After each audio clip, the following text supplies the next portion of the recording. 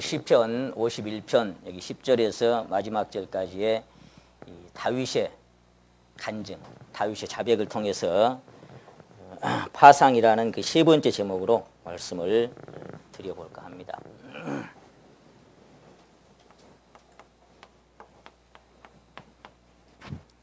오늘 몇 번째라고요? 예, 세 번째네, 세 번째. 이게 무슨 뜻인지를 제가 계속 씁니다.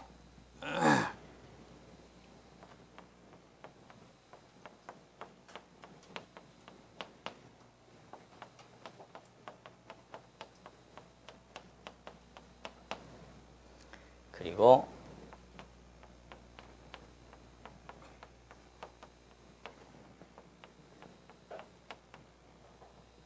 무너지다. 이런 등등의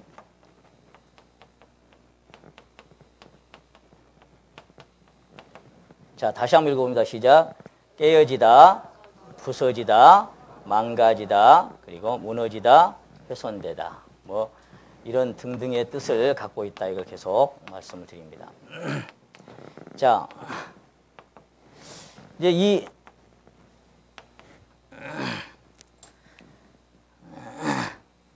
제가 오늘은 특별히 여기 이제 16절하고 17절, 16절, 17절을 다시 한번 보십니다. 주는 제사를 즐기 아니하시나니 그렇지 않으면 내가 드렸을 것이라. 주는 번제를 기뻐 아니하시나이다. 17절 함께 읽겠습니다. 하나님의 구하시는 제사는 상한 심령이라. 하나님이여 상하고 통회하는 마음을 주께서 멸시치 아니하시리이다.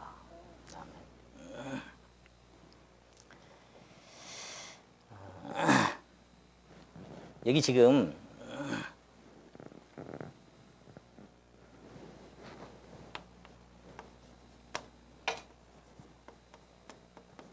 하나님의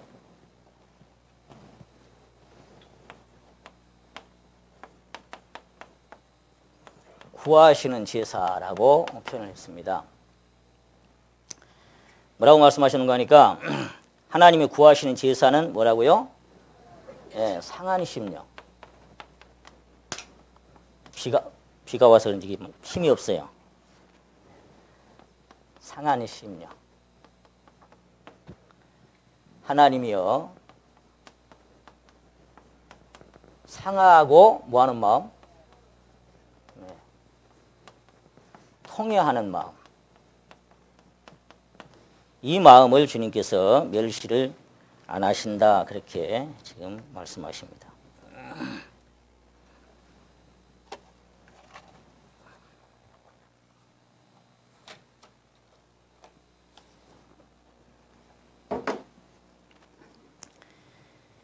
이게 영어 성경에는 브로큰 하트라고 되어 있습니다. 그러니까 깨져버린 마음, 브로큰 스피릿이라고도 되어 있어요. 그러니까 우리 깨져버린 마음을 이렇게 표현한 거예요.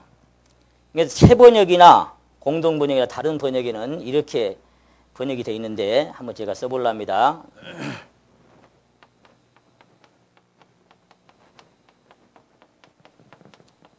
무슨 심령이에요? 예, 찢겨진 심령이라고 되어 있어요. 찢겨진 심령. 그리고 이렇게도 되어 있어요. 짓밟힌 마음이다. 이렇게 되어 있어요. 그리고 공동 번역에는 이렇게 되어 있습니다. 찢어지고 터진 마음이다. 이렇게 되어 있어요. 현대어 성경에는 이게 갈기갈기 찢겨진 마음이다. 또 다른 성경에는 부서지고 꺾인 마음이다. 이렇게 말씀하셨습니다. 상한 심령, 상하고 통회하는 마음, 찢겨진 심령, 짓밟힌 마음, 부서지고 꺾여진 마음, 찢어지고 터진 마음, 이렇게 된 것이 오늘 우리가 읽었던 이 말씀에 내포하고 있는 의미입니다. 여기서 우리가 좀 눈여겨봐야 할 핵심 포인트가 있습니다. 그게 뭐냐면 상하고 통해하고 찢어지고 짓밟히고 부서지고 꺾어졌는데 뭐가 그렇게 됐단 말이냐 그 말이에요. 뭐가 그렇게 됐단 말이냐. 자 보세요.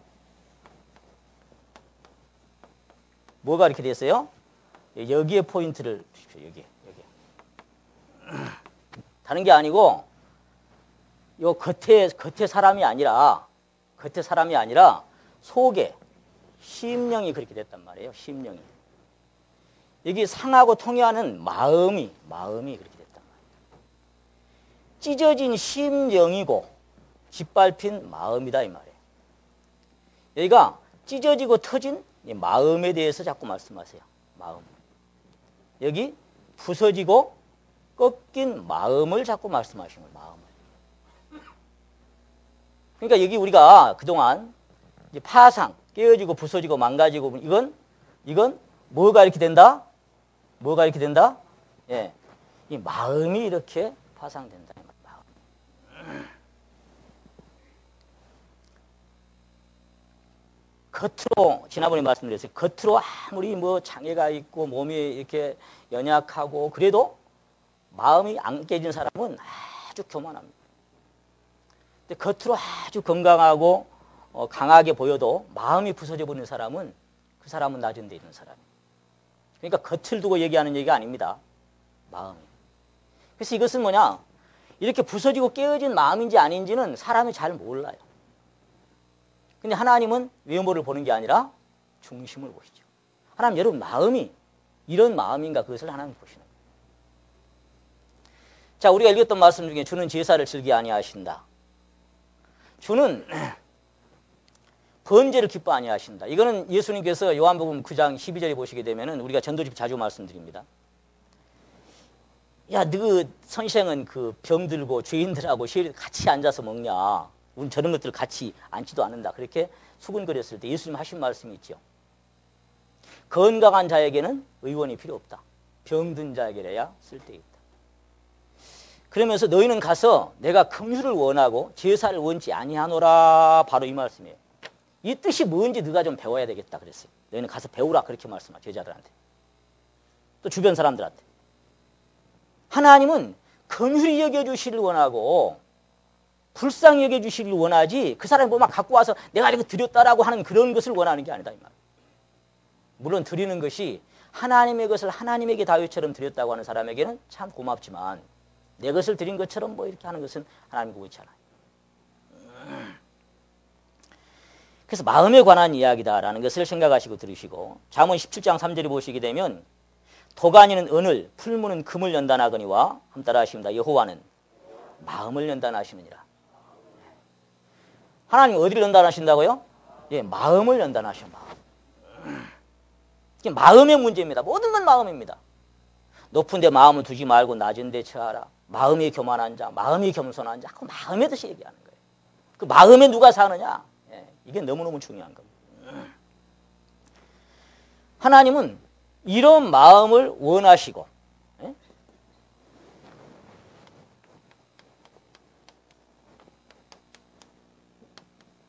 하나님 이런 마음을 원하시고 이런 마음을 받으신대. 이런 마음을. 여러분 이런 마음 돼본 적 있어요? 이런 마음 돼본 적 있어요? 이런 마음을 받으신. 그러니까 여러분이 속이 상한다 그러죠. 속이 상하고 막 힘든 일이 있을 때 아, 내 마음이 하나님 받으시기에 딱 맞는 마음으로 되어가는구나 그렇게 생각하시면 되는 거예요. 내 마음이 그렇게 상해지지 않고 낮아지지 않고 찢겨지지 않은 마음은 하나님 내 마음 받으실 마음이 아닌 것 같구나 그렇게 생각하면 돼요. 이런 마음이 될 때 주님이 받아요. 자, 여기 잡으시고 시편 34편 보십니다. 시편 34편.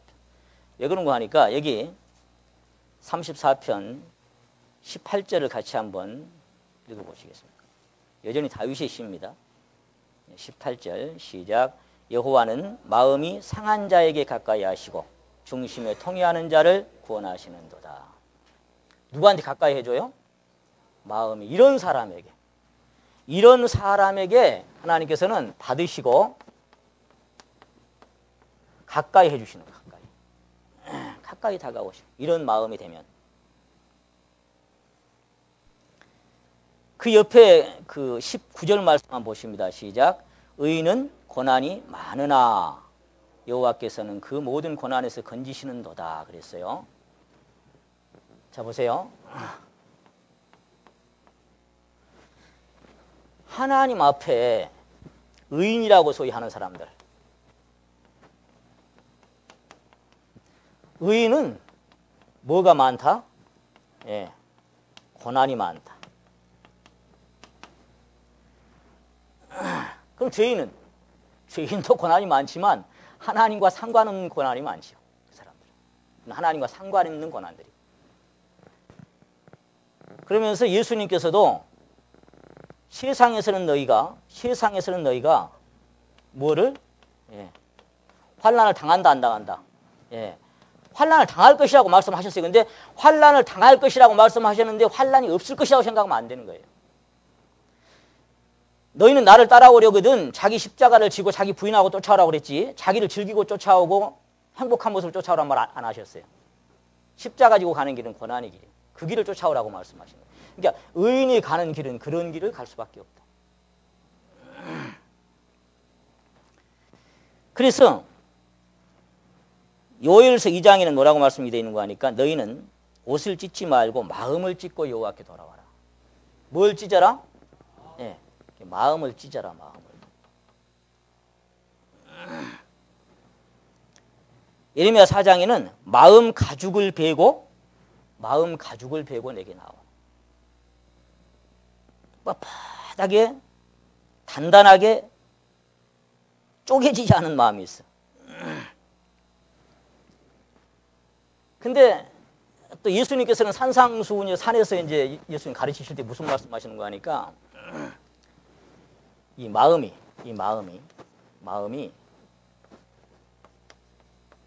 뭐한 자는? 예, 가난한 자는 뭐가 있어요? 예, 복이 있어. 마음이 가난한 자는 복이 있어. 그리고 또 뭐라고 말씀하시는 거 하니까 뭐 하는 자? 애통하는 자는 또 이거 뭐가 있어요? 예, 여기도 복이 있어. 복이 있어. 뭐가 가난하다? 예, 뭐 육신이 가난해도 마음은 막 교만할 수 있어요.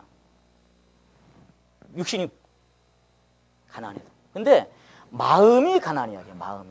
마음이 가난해야 되고 마음이 애통이 있어야 돼. 이 마음에 슬픔이 있는 사람.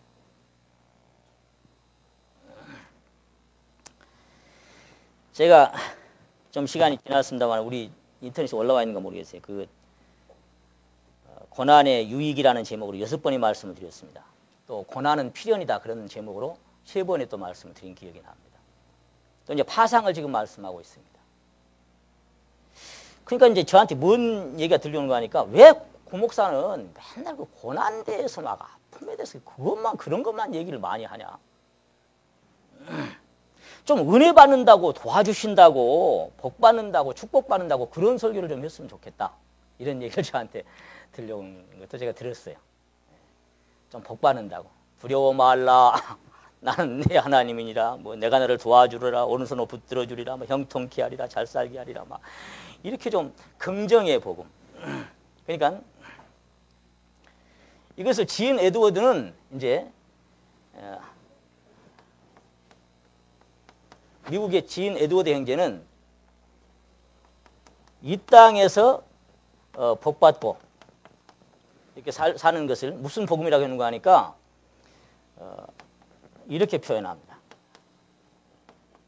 형통의 복음이다. 형통의 복음. 잘 된다 이 말. 하나님 믿으면 하여간 도와주시고 잘 될 것이다. 그럼 이쪽 건 뭐냐 그러니까 요거는 십자가의 길에 대해서 지금 얘기하고 있는 거예요. 그럼 보세요. 이쪽이 주님의 길이겠어요? 이게 주님의 길이겠어요?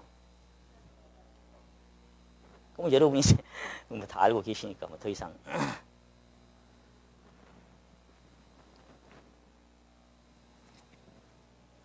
제가 여기 진 에드워드 형제님이 쓴 그 책을 여기 몇 장 복사를 해갖고 왔는데 이거 좀 몇 대목만 읽어드릴게요. 한번 들어보세요. 이건 이제 내면 깊은 곳으로의 여행이라는 책입니다. 근데 이 책이 지금 서점에 품절이에요. 아무리 찾아봐도 없어요. 전국에 우리 사역자들이 몇 권 안 갖고 있습니다. 저도 이 대전 자매님이 구해주셔갖고 한 권 얻었는데요. 복사를 해갖고 보고 그럽니다. 아무리 찾아도 없어요. 여기는 이제 그 형제가 자기의 삶을 잡아가는 것인데 조카 크리스에게, 그 사람 크리스가 그 크리스찬이에요. 그러니까 그 크리스찬에게 이렇게 자기가 네가 앞으로 이런 삶을 살 것이다라고 이렇게 자기가 경험한 신앙에 대해서 이렇게 전해주는 내용 중에 몇 장입니다. 그게 무슨 얘기냐면 이제 제가 말씀드린 이런 말씀들은 사실은 신앙이 아직 초보 단계에 있는 사람들은 무슨 얘기인지 잘 감이 안 올 수도 있어요. 그러니까 신앙의 이제 완숙 단계, 성숙 단계.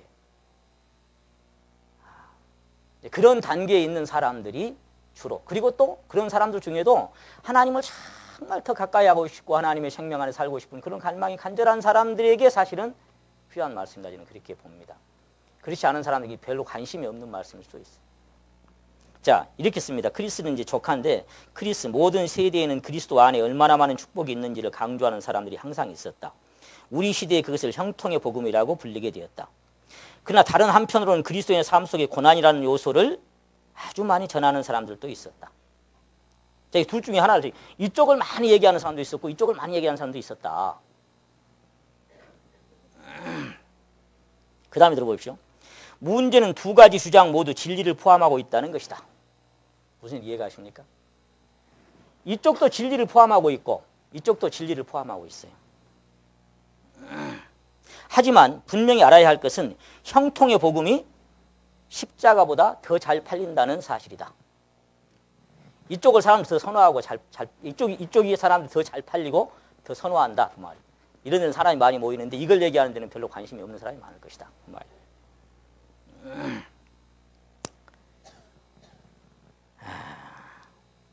형통의 복음 위에서 자라난 그리스도인들은 삶과 세상, 죄, 연약함, 가정문제, 질병 그리고 기타 무수히 많은 문제들이 그들을 위해 쏟아져 내릴 때 믿음이 붕괴되어 버릴 위험이 참 많다. 무슨 얘기냐? 그러니까 원상 안에서 자란 화초같이 그러다 어느 날 고난이 오면 못 견뎌서 믿음에 떠나는 사람이 참 많더라. 그렇게 이야기를 합니다. 크리스, 조카를 불렀어요. 그런 사람과 그 주제에 대해서 성경을 변론하려고 하지 말아라. 누가 언제 어디서 무엇을 믿고 싶어 하든지 그것을 입증하는 구절은 성경에 너무나 많이 있기 때문이다. 이런 문제로 막 논란하거나 변론하거나 하지 말아라. 이쪽이 옳다 이쪽이 옳다라고. 왜냐하면 이것을 얘기하는 사람도 그것을 뒷받침하는 성경 구절이 너무 많아. 성경에. 이해가 가십니까? 이것을 얘기하는 사람들의 그 주장도 성경 뒷받침할 성경이 너무너무 많아. 그럼 이쪽을 얘기하는 사람들의 주장도 성경을 뒷받침하는 내용이 너무 많아. 그러니까 변론하지 마. 이런 사람은 이렇게 전하고 저런 사람은 저렇게. 하나님도 뭐라고 말씀하셨냐면은 형통한 날에는 기뻐하고 곤고한 날에는 생각하라. 하나님께서 두 가지를 병행하게 하셨다. 이런 일도 있고 내 인생에 이런 일도 있다. 그러니까 또 이것이라고만 얘기하지 말고 꼭 이것을 얘기하지 말아라. 하지만 어떤 것이 유익하냐 하는 것은 또 다른 문제다. 보세요. 이게 뭐라고 하는 거는 솔직히 형통의 복음을 따르는 자들이 다른 사람들보다 형통하는 것처럼 보이고 더 많은 즐거움을 얻는 것처럼 보인다는 사실은 인정해야 한다. 그러나 다른 한편으로 형통의 복음을, 자, 이쪽을 간절히 추구하는 자들 중 삶 속에서 그리스도의 깊은 역사를 체험한 사람을 아직까지 나는 개인적으로 단 한 명도 만나보지 못했다. 뭔 얘기 이해가십니까? 이쪽을 추구하고 사는 사람들은 그리스도의 생명 안에 그 깊은 역사를 체험한 사람들이 한 사람도 없더란 말이에요. 다 이건 뭐예요? 외형적인 것들을 얘기하는 거예요. 이건 뭐예요? 내면적인 것들을 다루는 거예요. 오늘 제가 어디에 대해서? 마음에 대해서 얘기하는 거예요. 그러니까 이것을 추구하고 쫓아가는 사람들은 그들의 마음 안에 그리스도의 깊은 역사를, 그 생명의 역사를 경험한 사람들이 거의 없더라. 자기는 단 한 사람도 만나볼 수가 없었다. 보세요. 하나님은 우리를 너무나 사랑하십니다. 생명까지 주셨어. 너무나 사랑하시고 너무너무 귀하게 계십니다. 땅에 있는 성도는 존경한다는 거예요. 그런데 괜히 이렇게 하시겠어요? 마음 찢어갖고 뭐라고? 하나님 뭐가? 속이 시원해서 마음을 맨날 찢어. 에? 뜻 없이? 목적 없이? 그렇지 않습니다. 우리 예레미야 애가 3장 3절 잘 알고 있습니다. 주께서 인생으로 고생하며 근심하게 하심이 본심이 아니다. 본심이 아니다. 그 말은 뭐예요?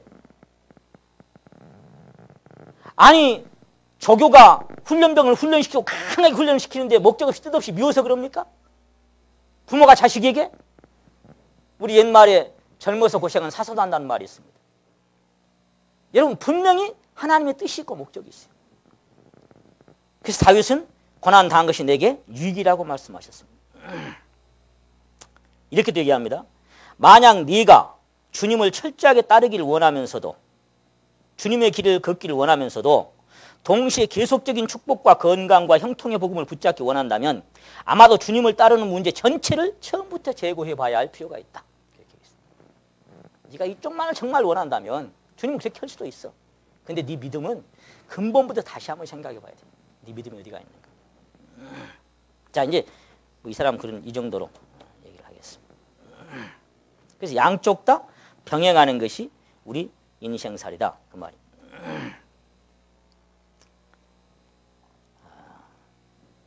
오늘 이제 그 다윗에 대한 이야기를 제가 잠깐 드리려고 합니다만, 지난번에 제가 욥기에 관한 욥에 대한 말씀을 드리면서 무슨 말씀 드린 거 하니까 창세 이후로 이 땅에 태어난 모든 사람 중에 하나님의 손에 파상되지 않아도 될 만큼 온전한 사람은 한 사람도 있다 없다? 없다. 한 사람도 그런 사람이 있을 수 없어요. 하나님의 손에서 깨어지고 무너진 사람은 손으로 입을 가리는 사람이다 그랬어요. 회개하고 통회하는 사람이다. 그렇게 할 말이 많았던 욥이 막상 하나님의 임재 앞에 딱 섰을 때는 그 위험 앞에 부끄러워서 입을 가리고 죄를 뒤집어 쓰고 회개했던 것을 우리가 살펴봤습니다. 그것이 도살장으로 끌려가는 어린 양과 털 깎는 앞에 잠잠한 양 같은 그리스도의 심장인 것도 생각해 봤습니다. 근데 아직도 할 말이 많고 자신의 주장이 많은 사람들은 하나님의 임재와 그 위험 앞에 자신을 발견하지 못한 사람입니다. 아직도 내가 주장할 게 많아. 내가 잘한 게 많아. 아직도 막. 그런 사람은 아직까지 하나님의 빛 앞에 자기 자신을 발견을 제대로 못한 사람입니다. 한 적이 없어. 그건 확실합니다. 할 말이 많아. 사람들 앞에서가 아니라 하나님 앞에서 자신을 발견하지 못한 사람처럼 한심한 사람이 없습니다. 너무너무 한심한 사람입니다.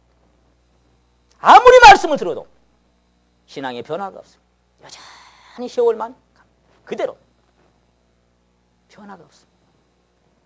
가장 불쌍한 사람 중에 하나는 하나님의 빛 앞에 자신이 얼마나 형편없고 무익한 존재인가를 깨닫지 못한 사람. 불쌍하고 한심한 사람.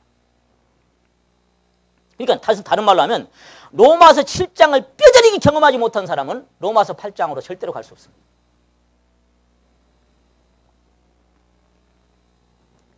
생명의 성령의 법 앞에 영으로 사는 것이 무엇인지 모릅니다. 이것은 이론이 아니라 지식이 아니라 실제가 되어야 됩니다. 성경은 다윗의 왕위를 그리스도의 왕위로 표현합니다. 이 다윗이라고 하는 사람은 하나님의 마음에 합한 사람이라고 얘기했어요. 아브라함을 하나님의 벗이라고 표현했던 것처럼 하나님의 마음에, 다른 성경에 보니까 하나님의 마음에 딱 맞는 사람이다. 마음에 딱 드는 사람 이렇게 표현됐어요. 다윗이 오늘 지금 우리가 읽었던 것은 누구의 간증이에요? 예, 이 다윗. 다윗은 하나님의 마음에 딱 맞는 사람이다. 내가 다윗을 만나니 내 마음에 합한 사람이다. 그렇게 기사해요. 정말 어마어마한 칭호입니다. 다윗을 딱 만나는데 하나님이 내 마음에 합한 사람이다 그랬어요. 아담 이후로 범죄하는 인생 중에 하나님 마음에 합한 사람이 몇 사람이 됐을까? 마음에 딱 합한 사람이라. 다윗의 됨됨이는 이제 나중에 또 시간 되면 생각해 보기로 하고요. 이사야 9장에 보게 되면 그래서 그리스도의 이 길, 이사야 9장을 한번 찾아봅니다. 이사야 9장.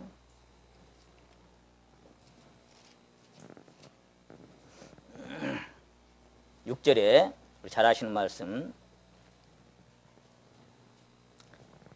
이는 한 아기가 우리에게 낳고 한 아들 우리에게 주신 바 되었는데 9장 6절입니다. 그 어깨는 정사를 메었고 그 이름은 기묘자라 모사라 전능하신 하나님이라 영존하신 아버지라 평강의 왕이라 할 것입니다.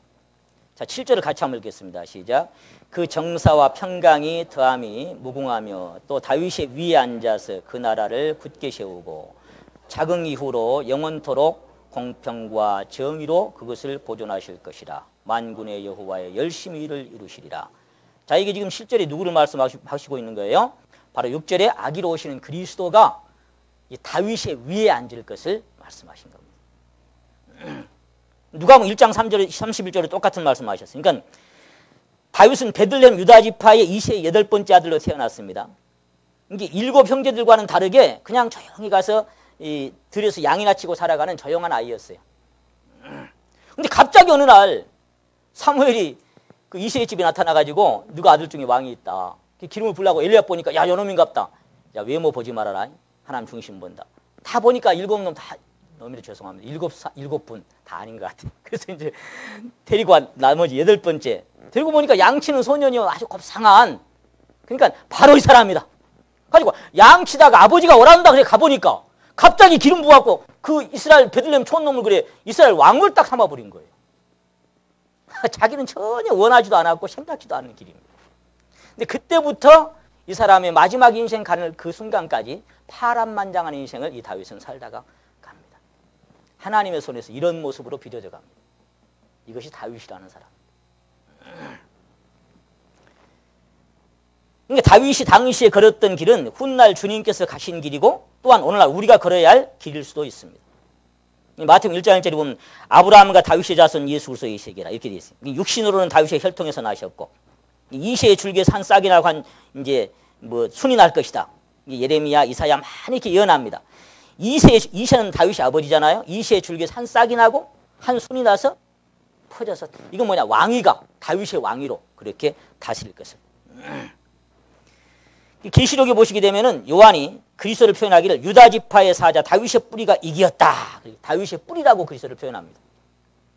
또 주님 스스로도 나는 다윗의 뿌리요 자손이니 곧 광명한 새벽별이다 이렇게 표현합니다. 다윗의 뿌리고 광명한 새벽별이다. 그런데 이렇게 다윗의 혈통에서 그리스도가 나실 만큼 존귀한 그 족보를 갖고 그리고 하나님의 마음에 합한 사람이었지만 하나님의 손에서 이렇게 빚어져야 할 필요가 있었던 겁니다. 지난번 욥처럼. 다윗에 대해서 조금 이제 뒤에 살펴보기로 하고요. 시간이 되면. 그 다음 또 나중에 말씀드리고. 이제 핵심적인 것을 좀 말씀드리려면. 각각의 심령에 너무나 존귀하신 주님께서 생명으로 역사하시길 원하십니다. 여러분 안에 각각의 심령을. 다른 사람 아닙니다. 바로 내 속에서. 근데 여전히 파상되지 않고 강팍한 자아로 인해서 그리스도의 그 출구가 생기질 않아요. 그래서 일찍이 워치만니 형제님은 어떻게 표현하시는가 하니까 육의 파상과 영의 해방 그런 책이 있어요. 육의 파상과 영의 해방. 그러니까 그게 깨어지지 않아서 그리스도가 그 안에서 역사를 못하는 그 사람이 무너지지 않아서 이제 그런 내용입니다. 아직 하나님의 손에서 파상되지 않고 꺾여지지 않아서 거듭 말씀드립니다. 스스로 자긍하고 교만합니다. 그러니까 이런 사람들은 자기를 신뢰하고 자기를 자랑하고 자기를 높입니다. 그러니까 얼마나 강하고 도도하고 자신만만한지 몰라요. 아주 자기가 못되는 것 같아요. 너무나 도도하고 자신만만. 아직 여기까지 가지 않은 사람. 이런 사람들은 대충 보면은 자기 눈에 들보는 전혀 모릅니다. 뭐만 잘 보냐면 다른 사람의 눈에 있는 티를 봐요. 그래서 내 눈에 들보는 깨닫지도 못하고 계속 다른 사람 눈에 티 빼라고 막 큰 소리 칩니다. 꺾여지지 않은 사람. 이건 가정에서나 교회에서나 사회에서나 마찬가지. 이런 모습이 돼요. 그러니 당연히 나는 잘했고 다른 잘못한 사람을 여기면서 당당하고 오만합니다. 아주 당당합니다. 덥네요, 굉장히.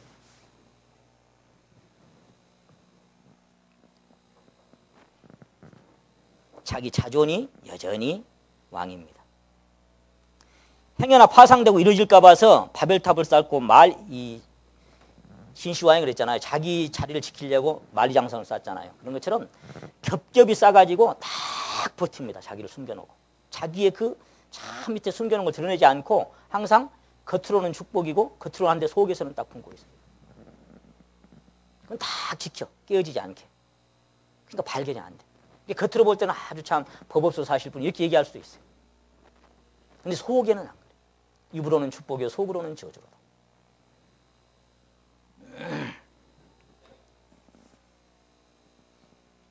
여러분,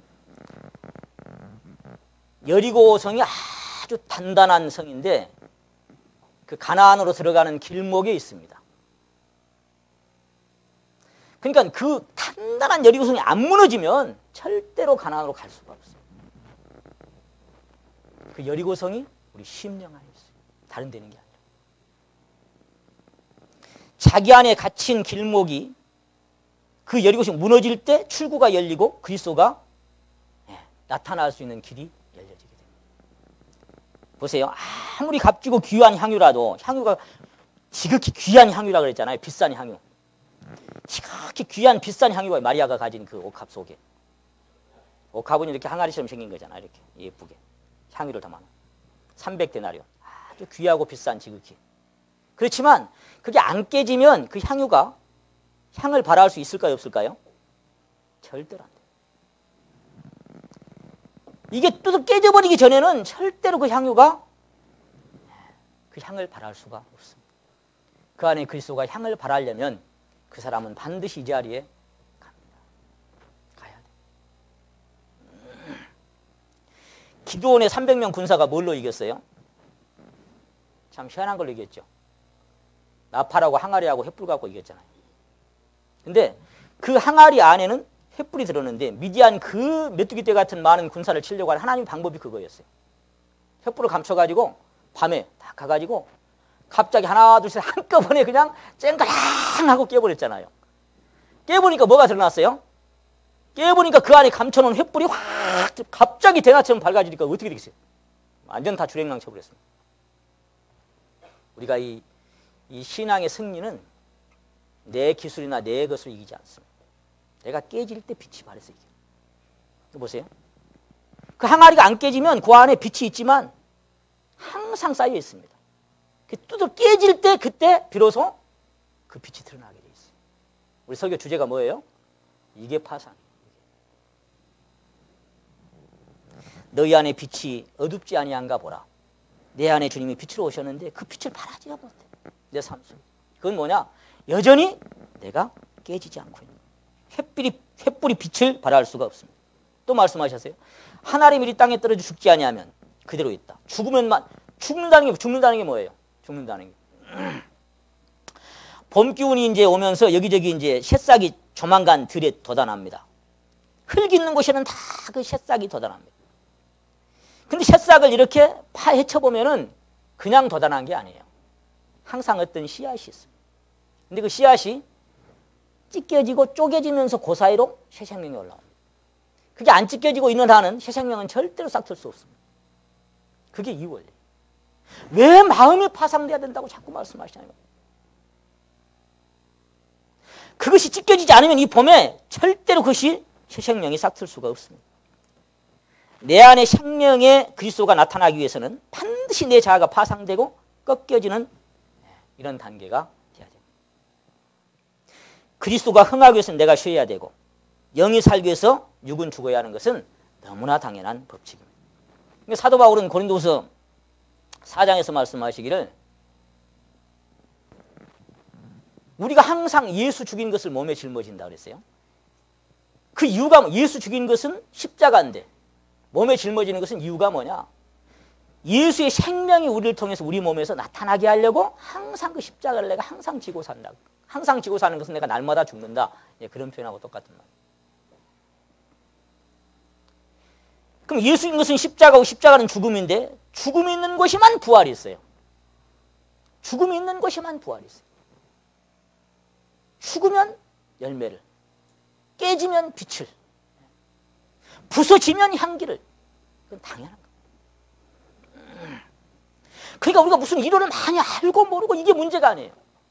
진짜 이 사람이 그리스도의 형상으로 그 안에 얼마나 빚어지고 그 마음이 얼마나 새롭게 됐느냐. 이것이 바로 그 사람, 그 마음이 그 사람이에요. 그 마음이 어떤가가 바로 그 사람인 거예요. 겉모습이 그 사람이 아니라. 죽음은 모든 것을 앗아가는 것입니다. 모든 것을 끝내버리는 것이 죽음입니다. 하나님은 하나님 자신의 생명을 그리스도로 말미암아 우리 안에 풍성케 하시려고 우리에게 죽음을 주시는 겁니다. 하나님의 생명을 주시려고. 그러니까 다른 말로 하면 하나님께서 원하시는 것을 주시려고 내가 원하는 것을 뺏어가요. 좀 무정하게 느껴집니까? 하나님의 것을 주시려면 내가 원하는 것을 뺏어가야 돼요. 그걸 확 붙들고 있으면 비워지지가 않아. 그러면 하나님의 것은 채울 수가 없어요. 비워진 자리에만 채워. 사랑하는 사람에게 이것을 보내. 이 파삭을. 하나님께 새롭게 시작하시려면 내 것을 끝내게 하셔야 합니다. 십자가는 여러분, 십자가는 고난이고 아픔입니다. 죽음과 동시에 고난이고 아픔이 십자가예요. 문제가 생기고 일이 꼬이고 틀어지게 만듭니다. 잘 들으세요. 내 삶 속에 문제가 생겨. 내 가정에 문제가 생겨. 일이 꼬여. 만사형통의 반대로 가. 실패가 와. 시련이 오고 어려운 일들이 닥쳐. 십자가는 아픔이고 고통인 것입니다. 건강에 문제가 올 수도 있고 여러모로 문제가 생길 수 있습니다.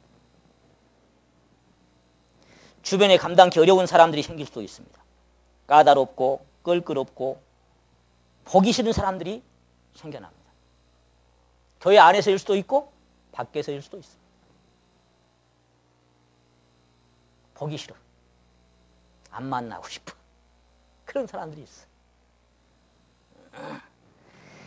그래서 사랑해 보려고 기도도 해보고 사랑하려고 노력도 해보는데 안 돼. 여러분, 고린도전서 13장이 사랑장인데 고린도전서 13장에 나오는 그 조건 중에 여러분 안에 있는 것이 몇 가지나 됩니까? 한번 찾아볼까요? 고린도전서 13장 찾아보세요. 고린도전서 13장. 이게 사랑 없으면 아무것도 아니다 계속 말씀해 가시다가 4절에 보시면 사랑은 뭐예요?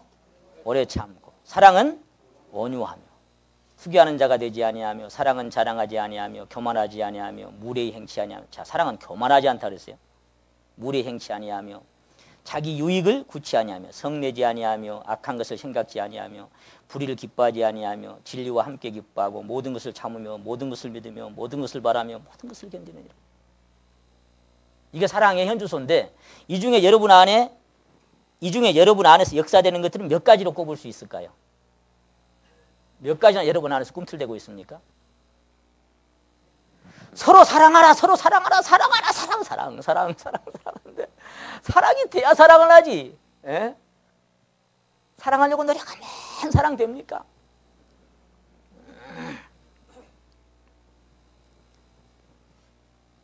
그래서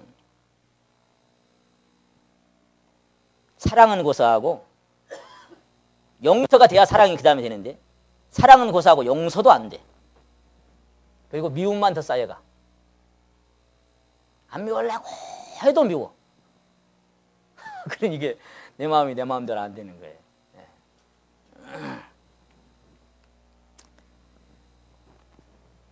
여러 가지 문제가 생겼을 때 처음에 사람들은 자기 힘으로 그것을 해결해 보려고 막 예를 써봅니다. 그리고 노를 저어보고 막 해보죠. 방향을 생각해보고. 근데 왜 하나님은 그런 문제가 막 생길 때 보고만 계실까요? 사랑하시는 하나님 왜 보고만 계실까요? 사실 여러분 하나님 마음이 더 아픕니다. 하나님 마음이 더 아파요. 내 사랑하는 자식이 이런 마음이 되기를 원할까요? 에브라임이 내가 사랑하는 자인데 내가 그를 책망할 때마다 내가 깊이 생각하노라. 책망할 때마다 그냥 하는 게 아니라 뜻이 있어 깊이 생각한다. 내가 그를 징계할 때마다 내가 치근히 여기노라. 마음이 아파 하나님은. 하나님은 더 마음이 아파. 보고만 계셔. 언제까지? 시편 107편 보세요. 시편 107편.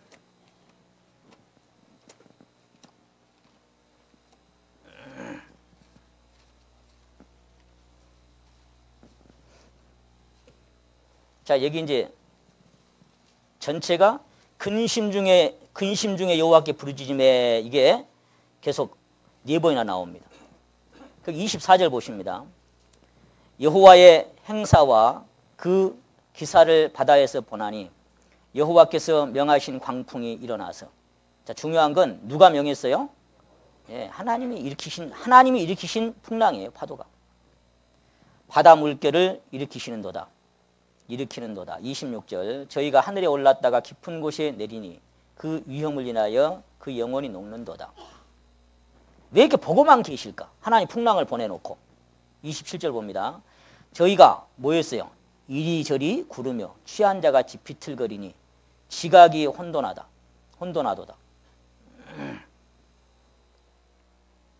정신이 없다, 정신 빠졌다, 그런 얘기예요. 그러니까 말하자면 멀미가 나서 지금 이게 엉망진창이 돼버린 거예요. 근데 왜 이렇게 보고 계실까요? 뭘 기다리십니까? 28절에 이에 저희가 그 근심 중에 여호와께 어째요? 부르짖음에 그 고통에서 인도하여 내시고 광풍을 평정히 하사 물결로 잠잠케 하시는도다. 왜 진주게 해주지? 고생 더 시키고. 30절 저희가 평안함을 인하여 기뻐하는 중에 여호와께서 저희를 소원의 항구로 인도하시는도다. 여호와의 인자하심과 인생에 행하신 기이한 일을 인하여 그를 찬송할지로다. 그러면 여기서 이 사람이 기뻐하고 감사하고 풍랑을 지나왔는데 그러면 가다 보면 또 풍랑이 또 올까요? 안 올까요? 천만에 또 옵니다. 또 오면 또 보고 있습니다.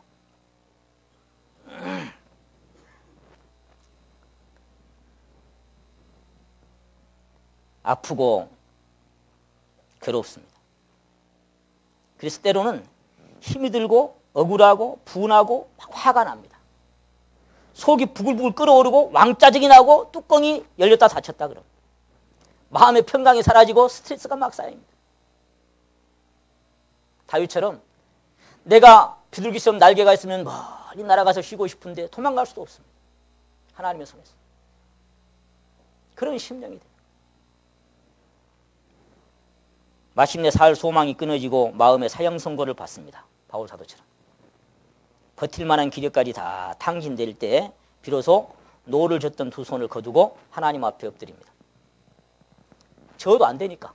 아까 하늘에 올랐다가 그냥 바닥에 내 동네이신데 노를 저을 지금 정신이 어디 있어요? 이게 무슨 얘기입니까?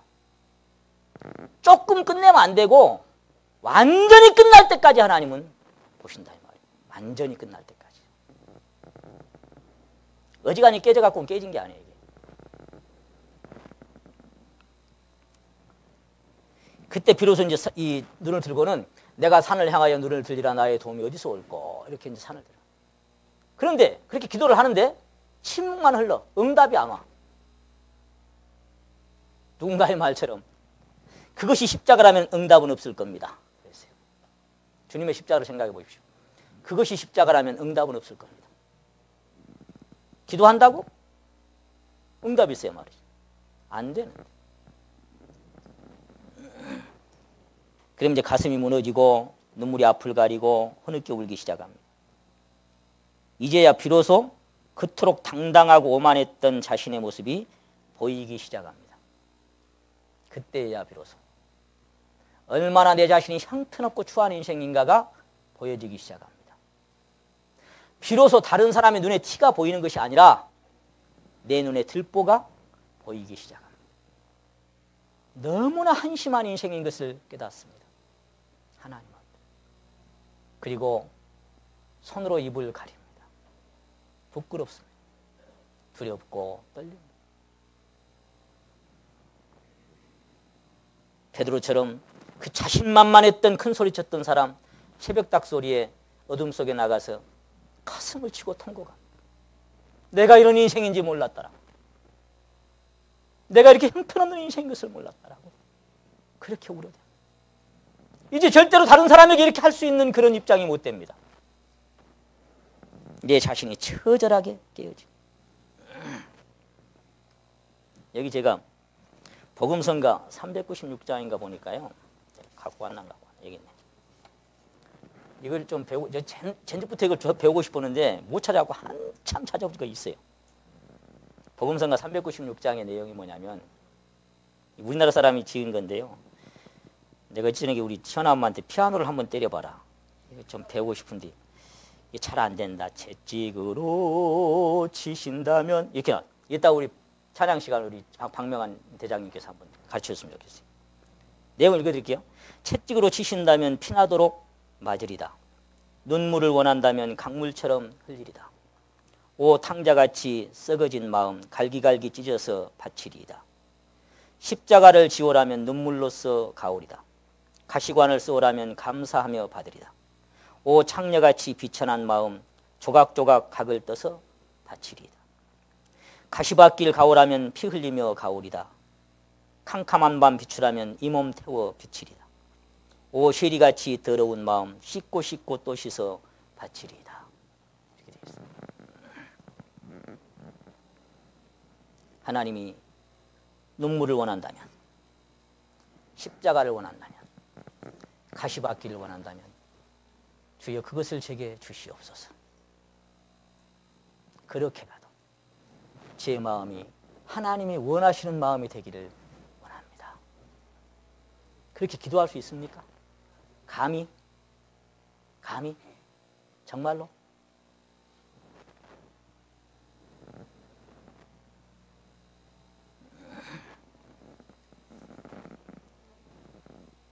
이제 이런 상태가 되면 이 사람은 빛이 멀지 않습니다.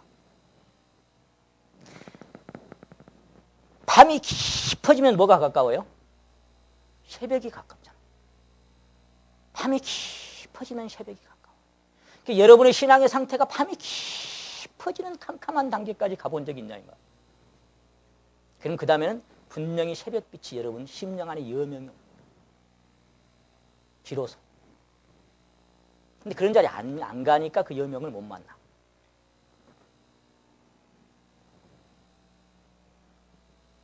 한없이 부끄럽고 죄송해서 손으로 입을 가려. 그리고는 로마서 7장의 부르짖음이 자기 것이 됩니다. 오호라 나는 곤고한 사람이다. 누가 이 사망의 몸에서 나를 건져낼 수 있을까? 선을 행하고 싶은 날 선을 행할 것이 없고 의를 행하고 싶은데 의를 행할 수도 없고 나는 얼마나 더럽고 추한 인생이야. 하나님 죄가 나를 끌고 가고 하나님 나는 곤고한 사람이다. 그 단계로 가게 됩니다. 사랑하는 성도 여러분, 심령은 이런 자리에 도달한 적이 있습니까? 이런 자리까지 가본 적이 있습니까? 이 깊은 밤 새벽이 가까울 때까지 가본 적이 있습니까? 전에는 귀로 듣기만 하였었더니 이제는 눈으로 주를 배움나이다라고 진실로 두렵고 떨려서 엎어집니다. 그런 자리에 가본 적이 있습니다. 이 사람은 비로소 파상이 무엇인지 부서진 마음이 어떤 것인지 지식이 아니라 경험으로 알게 됩니다. 아, 이런 거였구나. 바로 그 말씀이 이거였구나라고 발견하는 단계까지 가게 됩니다. 자신의 신뢰가 처참하게 무너지고 도도하고 당당하고 오만했던 마음이 찢어지고 꺾여집니다. 그러니까 아픕니다. 고통스럽습니다. 잔느 기용 자매님의 간증처럼 이 사람은 이제 차가운 겨울의 눈보라 속에 무성했던 모든 잎들을 다 떨궈버리고 벌거벗은 채 부끄럽게 수치를 드러내면서 서 있습니다. 그것이 겨울나무라고 잔느 기용 자매님은 표현했습니다. 여러분의 신앙이 겨울나무가 된 적이 있습니까? 모든 잎만 무성했던 신앙 다 떨궈버리고 거품 빼고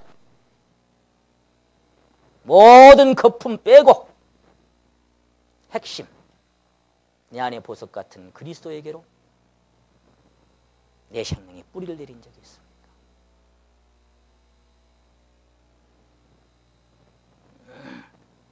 찬바람을 맞고 부끄럽고 수치가 드러나지만 그 안에는 봄이 옵니다. 내면 세계. 오늘 제가 계속 내면적인 것을 지금 말씀하고 있습니다. 내면적인. 내 영혼의 봄날 되어서라고 찬양을 합니다. 하늘에서 단비 내리고라고 찬송을 드립니다. 저 검은 구름 거치고 새빛이 오는 것을 노래할 수 있습니다. 내 영혼에 햇빛 비쳤다라고 찬송합니다. 그 모든 수치가 드러나고 사람들 앞에 웃음거리가 된 그 겨울나무는 비로소 샤려운 생명을 싹 틔울 수 있는 그런 능력이 그 안에 감지되기 시작합니다. 아, 이것이 새 생명이구나 라고 감지합니다.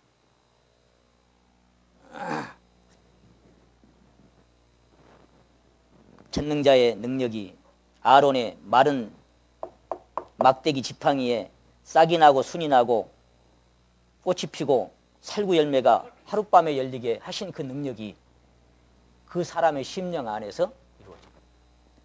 사막에 샘이 솟아나고 내가 주는 물을 먹는 자는 영원히 목마르지 않는다는 그 생수에 솟아나는 것이 어떤 것인지 이제 비로소 경험하는 단계가 됩니다.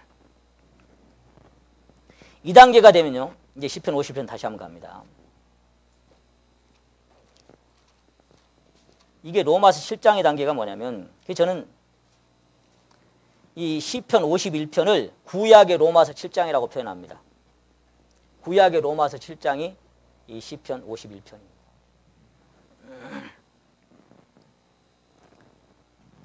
주님을 만나고 거의 3, 40년이 흐른 뒤에 이 장이 진행됩니다. 로마서 7장은 바울 사도가 다메섹에서 주님 만난 지 약 20여 년 세월이 지난 뒤에 로마서 7장이 진행됩니다.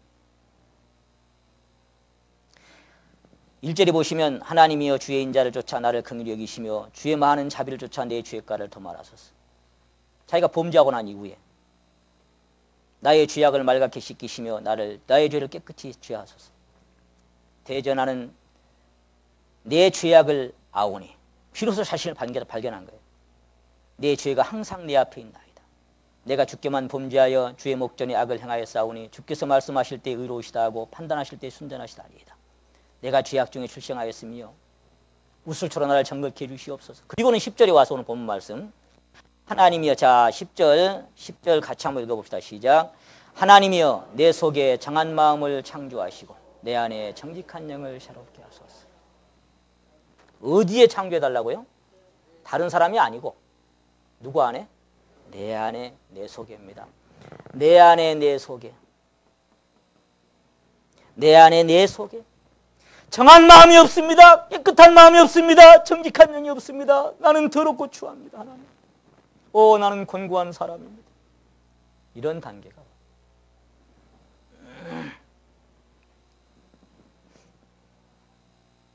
이제 비로소 이 사람은 새 생명 안에 산다는 것이 무엇인지 경험하게 됩니다. 굳은 마음을 제하고 부드러운 마음을 주신다는 것이 어떤 것인지 간증할 수 있습니다. 마음이 새롭게 되고 심령이 새롭게 되고 변화가 왔다는 것을 간증합니다. 이론이 아닙니다. 이론이면 아무 소용이 없어요. 어떤 말씀을 알고 더 알고 모르고가 아닙니다. 이것은 실제가 되고 사실이어야 돼요. 이제야 알겠습니다라고 간증합니다. 거듭 말씀드리지만 여러분은 이런 쪽의 말씀을 들으시길 원하십니까? 이런 쪽의 말씀을 들으시기를 더 원하십니까? 이쪽에 찾아서 저도 매 주마다 말씀할 수 있어요. 하나님 누구를 이렇게 복줬고 누구를 이렇게 복줬고 이렇게 도와주시고 이렇게 여러분 도와주시겠다 기도하십시오. 여러분 정말 얼마든지. 아까 진애들 형제가 그랬죠. 이쪽을 뒷받침한 말씀도 너무 많고 이쪽을 뒷받침한 말씀도 너무 많은데 여러분은 어떤 길을 가기를 원하십니까? 여러분은 어떤 것을 원하십니까? 이쪽을 원하시는 말씀도 다른 분들에게 많이 들으십시오. 그분들 많이 하고 있으니까.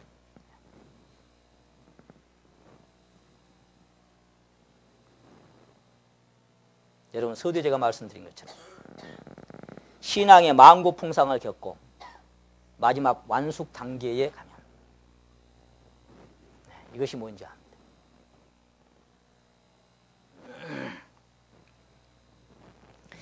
굳은 마음을 제어버리고 부드러운 마음을 주셨다는데 굳은 마음이 뭐예요? 지난번에 금강석 다이아몬드라고 그랬죠.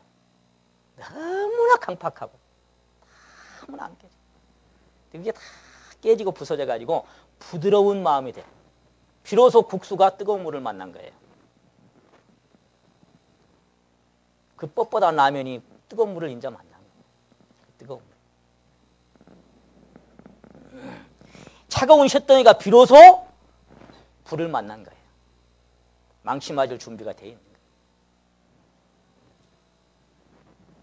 이제 내가 산 것이 아니라 오직 내 안에 그리스도가 산 것이 어떤 것인지 간증할 수가 있습니다. 사랑하는 성도 여러분, 이것이 파상입니다. 이것이 깨어지는 것입니다. 이것이 찢겨지고 꺾여지는 것입니다. 여러분, 하나님의 손에서 파상되고 꺾여지고 찢겨지는 것이요, 하루아침에 되지 않습니다. 한 번에 되는 것도 아닙니다. 보통 수십 년이 걸립니다. 절대로 하루아침에 안 됩니다. 야곱이 베델에서 하나님, 여기 하나님이 계셨는데 내가 몰랐구나라고 그 차가운 돌벽에 베고 자다가 하나님을 만났잖아요. 그리고 하나님 뭐라고 약속했어요? 그에게 내가 너와 함께 있어. 내가 어디로 가든지 너를 지켜줄 것이다. 내가 너와 함께 할 것이다. 네가 내가 명한 것을 다 행하기까지 너를 떠나지 않겠다. 그렇게 약속하셨어요. 그런데 가는 길들이 온갖 만고풍상을 다 겪습니다. 딸이 강간을 당하지 않나, 별일을 다 겪고 가다가 몇 년 걸린지 아세요? 약 40년의 세월이 훌쩍 넘어가요. 바로왕 앞에 가가지고 내가 우리 조상들 비하면 얼마 못 살았습니다. 130년밖에 못 살았지만 내가 험악한 세월을 보냈습니다. 그렇게 간증하는 그 순간까지가 야곱의 인생에 평생이 걸립니다. 하루아침에 되는 게 아닙니다. 변화가. 먼저는 마음이 이루어지고 그 사람의 삶 속에 이루어집니다. 여러분, 모세가 시내산에서 떨기나무에서 그 불꽃 가운데 임하시는 하나님의 임재와 딱 마주치고 하나님을 만나고 하나님의 명령대로 유대민족을 구원하려고 내려와서 그때부터 시작해서 느보산에서 죽기까지 40여 년의 세월 속에 그는 온갖 고난의 세월을 겪어서 거기서 갑니다. 마지막. 예레미야가 유대민족이 외치다가 오랜 시간 동안 파상되고 깨어지고 온갖 만국부상 겪고 그리고 예레미야 애가를 남기게 됩니다. 이것이 주님의 길입니다. 이것이 다윗의 길입니다.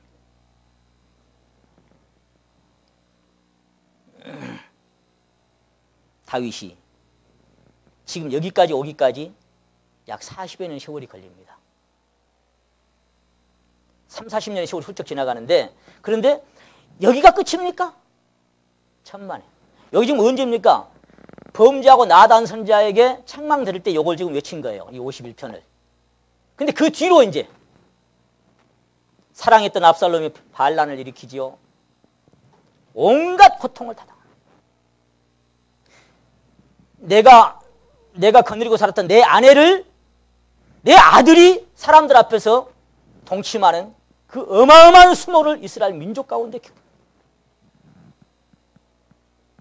내 아내들을 내 아들이 동침하는 그 많은 사람들 앞에서 맨발을 벗고 아들에게 쫓겨서 도망갈 때 눈물로 산고개를 넘어갑니다. 이건 시작에 불과합니다. 그의 평생의 하나님의 손길이 그를 낮추십니다. 그를 찢어버립니다. 아직은 갈 길이 멉니다.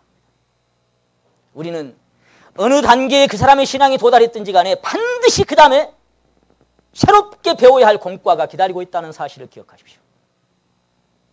우리는 아직 목적지에 도착하지 않았습니다. 주님의 재림의 나팔 소리 들리는 그 순간까지, 아니면 내 인생 이 땅에서 마지막 숨이 끊어지는 그 순간까지 우리는 새로운 공과가 계속해서 기다리고 있습니다. 지난번에 구역모임 갔는데 어떤 자매님이 애들이 이렇게 내가 요즘 새로운 걸 많이 봐야 돼. 애들 때문에 막 속도 상하고 많은 거 막 기도도 나오고 막 간절함도 나오고 이런 걸 요즘 많이 경험하고 있습니다. 제가요. 아직도 멀었습니다. 그랬습니다. 겨우 그거 갖고 겨우 거기까지. 인자 뭐 초등학교 중학생 천만에. 아직도 갈 길이 뭐.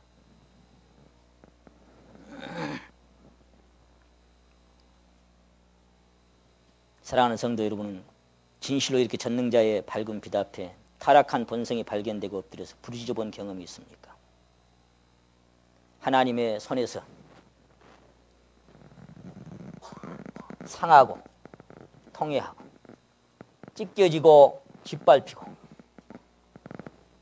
터지고 갈기갈기 찢겨서 부서지고 꺾어진 경험이 있습니까? 그리고 그런 상태에서 새벽의 여명이 열리고 그리스도의 생명의 사랑이 내 안에 찾아왔어. 나를 새롭게 한 적이 있었습니다. 그리고 이제는 내가 그리스도의 생명으로 주변 사람들을 사랑하고 섬기고, 누가 뭐라고 하든지 말든지 우리가 찬송은 잘합니다. 전기 영광 모든 권세 누구 홀로? 주님 홀로 받으시고. 멸시천대 십자가는 누가 지고? 제가 지고 가오리다. 멸시천대 십자가는 제가 지고 가오리다. 근데 멸시천대 조금만 와봐요. 부글부글 끓어버리는데, 겉에서는 한 그런 척한데 속에서 끓어버리는데 이미 끓어올라 버리는데 뭐. 이건 가짜입니다. 모조품입니다. 그렇게 되는 게 아니에요. 누가 뭐라고 하고 멸시천대가 와도 그 안에 심령에 주님하고 주님으로 그 평강이 지켜지는 그 참 평강을 여러분이 누리시기를 원합니다. 네. 그래서 저는 그래요. 지난번에 우리 재직기도 그런 말씀 드렸습니다만, 정말 뭐 좋은 교회당 갖고 막 이제는 막 뭐 되는 것처럼 막, 아이고, 왜 우리는 많은 상처를 입고 또 여기까지 왔습니까? 왜 우리는 많은 상처를 입고 여전히 또 우리는 할 말이 많은 사람들이 되어서 살아가는 사람들도 왜 이렇게 많습니까? 왜 이렇게 사랑하지 못하고, 왜 이렇게 용서 못하고, 왜 이렇게 받아들이지 못하고, 왜 이렇게 껄끄럽고, 왜 이렇게 속이 상하고, 왜 또 이렇게 됩니까? 장소가 바뀌면 달라집니까? 세월이 바뀌면 달라집니까? 천만의 말씀 여러분, 그 사람의 내면 세계가 정말로 주님으로 바뀌어지지 않으면 우리는 또 어떤 아픔을 겪을지도 모릅니다. 저는 그런 생각이 듭니다. 이건 서울교회나 전국도 마찬가지. 많은 이론을 알고 많은 것을 들어서 우리는 너무나 많이 알고 있습니다. 근데 그 생명이 내게 실제가 되느냐 이 말이에요. 경건의 모양은 있으나 경건의 능력이 없는 것은 아무런 소용이 없습니다. 거품을 빼고 제발 내 안에 핵심되는 그리스도의 생명의 뿌리를 내리는 우리 안에 그리스도가 사시는, 서로 섬기고 서로 사랑하고 서로 아끼고 나보다 남을 낫게 여기는 진정한 겸손으로 그렇게 남은 인생 주님 앞에 우리가 함께 동역하기를 원합니다. 네, 기도드립시다.